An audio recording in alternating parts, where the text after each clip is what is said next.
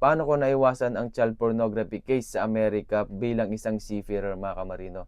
Para sa kaalaman ng lahat, kagagaling lang po namin ng Amerika. So, ni isa sa amin ay walang napauwi, mga kamarino. Kaya ngayon sa video na ito, isi-share ko kung ano yung mga ginawa ko para maiwasan ang child pornography case. Kahit wala kang masamang intensyon, mga kamarino, hindi mo alam pwedeng ikaw na ang susunod na pauwiin mula sa barko kung madadawit ka sa child pornography case sa Amerika. Oo, totoo yan, mga kamarino. Marami ng kamarino natin ang napahamak, tinanggal sa kontrata, pinauwi at minsan pa ngay nakasuhan. Hindi dahil sa kriminal sila, kundi dahil hindi nila alam ang mga bawal pagdating sa port ng Amerika. Kaya ngayon gusto kong ibahagi sa inyo ang mga aktwal kong ginawa at pinaghandaan bago kami dumating sa US para masiguro kong ligtas ako at hindi mapahamak ang trabaho ko at kinabukasan ko. Eto, number 1, mga kamarino. Nilinis ko ang lahat ng aking gadgets. Walang natirang delikadong files, mga kamarino. Bago pa man kami pumasok sa US waters, isa sa unang hakbang na ginawa ko ay ang pag-check sa bawat device na dala ko. Wala akong pinalagpas, chinek ko lahat ng larawan, video, file na kahina-hinala o kahit papaano ay pwedeng ma-interpret bilang child exploitation, mga kamarino. Agad kong binura kahit pa ito'y galing lang sa group chat o nakalipas na download na matagal ko nang nakalimutan. Kasi tandaan natin, mga kamarino, sa Amerika, kahit isang picture lang ng minor de edad na wala sa tamang konteksto ay sapat na para maharap ka sa mabigat na kaso. Number 2, umiwas ako sa mga illegal o di kilalang website, mga kamarino. Habang nasa biyahe pa lang kami, siniguro kong hindi ako nag-download ng mga apps o media sa mga hindi kilalang site, mga kamarino. Alam nyo kung bakit? Kasi minsan kahit hindi mo alam, may mga file na napupunta sa storage mo na illegal pala sa ilalim ng US law. Kaya ang tanging binubuksan ko lang ay ang mga official na platform tulad ng YouTube, Facebook o kaya Netflix, mga kamarino.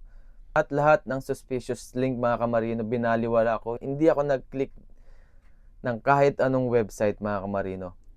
Number 3, naging maingat ako sa mga litrato or picture, lalo na kung may mga minor de edad.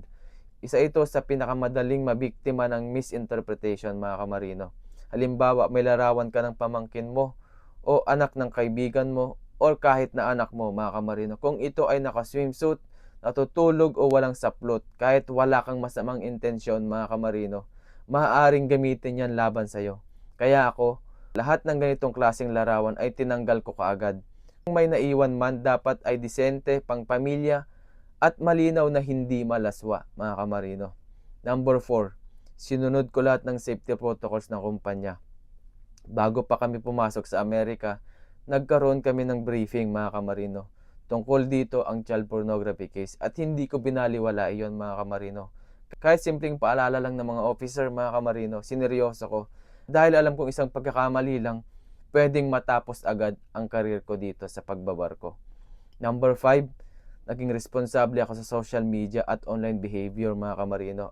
Ang isa pang nakakapahamak sa iba ay ang pakikipag-chat o pag-a-add ng kung sino-sino online. Ako, mga kamarino, sinigurado kong hindi ako nagme-message o nagre-reply sa kahit sinong hindi ko kilala, lalo na kung mukhang minor de edad. Hindi ako nakikipagpalitan ng larawan o video sa mga hindi ko personal na kilala. At hindi rin ako nagko-comment ng anumang pwedeng ma-interpret ng mali, mga kamarino. Alam nyo kung bakit ko ginawa to? Dahil sa Amerika, mga kamarino, ang child pornography, isa sa pinakamabibigat na krimen, mga kamarino. Kahit hindi ka gumawa, kung may makita silang file sa device mo, maaari kang pauwiin agad sa Pilipinas, matanggal sa kontrata, makasuhan sa korte at ma-blacklist sa industriya, mga kamarino. Hindi lang ito simpleng trabaho ang nakataya, pati ang pangalan mo, ang record mo at ang kinabukasan mo bilang seafarer, mga kamarino. Kaya ito lang mapapayo ko sa mga kamarino natin, ang pagiging seafarer ay hindi lang basta trabaho. Isa itong responsibilidad sa sarili mo, sa pamilya mo at sa pangarap mo. Huwag mong hayaang masira ang lahat ng dahil sa isang larawan lang, isang file o isang click na hindi mo pinag-iisipan. Maging maingat tayo, mga kamarino, disiplinado at responsable sa lahat ng oras. Dahil sa dulo, ang pag-iingat mo ngayon ay protection mo sa kinabukasan mo bukas.